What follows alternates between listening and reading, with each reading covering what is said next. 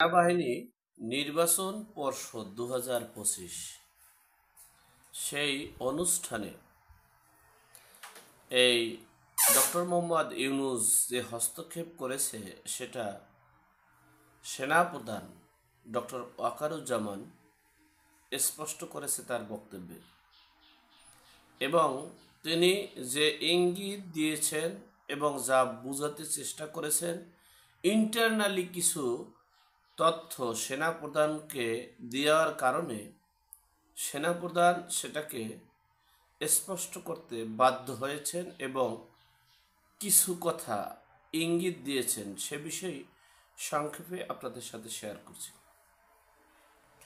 দেখেন, আপনারা যারা লাইক, কমেন্ট, সাবস্ক্রাইব করছেন, ধন্যবাদ আপনাকে এই পরিবারের সদস্য হওয়ার জন্য। আর যারা করেননি, অবশ্যই আপনারা লাইক, কমেন্ট, সাবস্ক্রাইব করবেন ইনশাআল্লাহ। যাই হোক, আপনাদের কাছে একটা কথা আমি বলি, যারা আওয়ামী লীগ করেছে তারা তো আওয়ামী লীগ, যারা বিএনপি করেছে তারা তো বিএনপি। গত 24শে আগস্টের পূর্বে কি তারা কেউ কি এনসিপি করেছেন? অবশ্যই না। তাহলে এনসিপির লোক নেই। তাহলে রাজনৈতিক ডক্টর মোহাম্মদ ইউনূস বলেছেন, কি বলেছেন? রাজনৈতিক নিরপেক্ষতা বজায় রেখে যোগ্য সেনা অফিসারদের পদোন্নতিতে অগ্রাধিকার দেওয়া উচিত ডক্টর মোহাম্মদ ইউনূস। তাহলে আওয়ামী লীগ এবং বিএনপির কোনো লোকজনের কোনো পদোন্নতি দেওয়া যাবে না, এটা বলেছেন।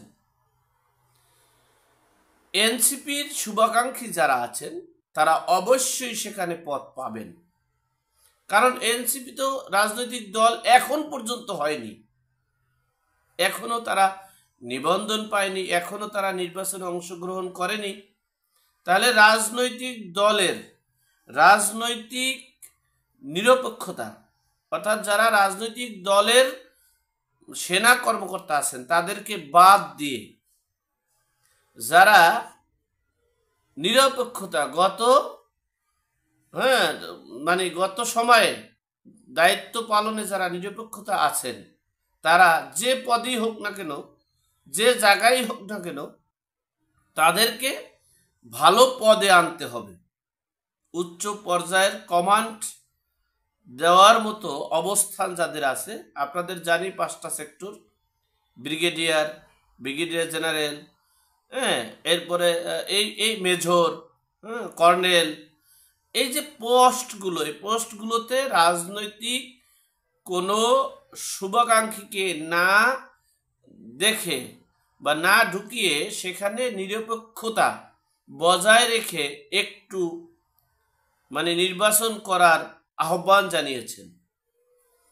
এরপরে এই সেনাপ্রধান সহ অনেকেই তথ্য পেয়েছেন কিভাবে কেমনে নিয়োগ দিতে চাচ্ছেন তারা।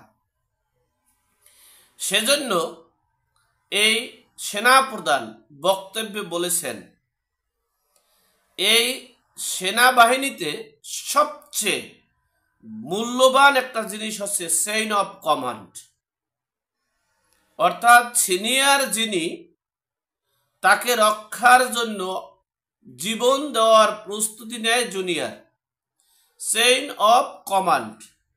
তো সেনাপ্রধান এই বক্তব্য, আকার, ইঙ্গিত এবং নতুন তথ্য এবং নতুন লিস্ট পাওয়ার পর এই সেনাপ্রধান স্পষ্ট ভাষায় বলেছেন যে শৃঙ্খলা, এখানে যে শৃঙ্খলা আছে, চেইন অফ কমান্ড আছে, সিস্টেম আছে, সেই শৃঙ্খলা এমনকি মানবিক বোধ, শৃঙ্খলা ও মানবিক বোধ মেনে চললে, শুধু নিয়োগের বিষয় বলছে না, আমি আপনাদের ক্লিয়ার করছি, হতে পারে এই সেনাপ্রধান তার ব্যক্তিগত স্বার্থের জন্য, হতে পারে তার এই পথটা টিকিয়ে রাখার জন্য, হতে পারে জনগণকে একটি সান্ত্বনামূলক বাণী দেওয়ার জন্য, কিন্তু কথাগুলো লিগ্যাল। তিনি বলেছেন শৃঙ্খলা ও মানবিক বোধ মেনে চললে, চেইন অফ কমান্ড মেনে চললে, শৃঙ্খলার বাহিরে গিয়ে যদি গুলি করা হয়, শৃঙ্খলার বাহিরে গিয়ে যদি নিজের মতো করে বুড়ের পাড়া দিয়ে কলিজাকে খণ্ড বিখণ্ডিত করে দেহ থেকে প্রাণ আলাদা করা হয়, তাহলে যেমন শৃঙ্খলা ভঙ্গ হবে, মানবিক বোধ ভঙ্গ হবে, তেমনি দেশ এবং জাতি নিরাপত্তাহীনতায় ভুগবে এবং দেশ একটা বর্বরতার দিকে ধাবিত হবে। সেই উদ্দেশ্যেই সেনাপ্রধান ডক্টর ওয়াকারুজ্জামান বলেছেন শৃঙ্খলা ও মানবিক বোধ মেনে চললে দেশ ও জাতির কল্যাণ হবে। এখন এ পর্যন্ত। ভালো থাকবেন, সুস্থ থাকবেন, নিরাপদে থাকবেন। দেখা হবে আগামী পর্বে।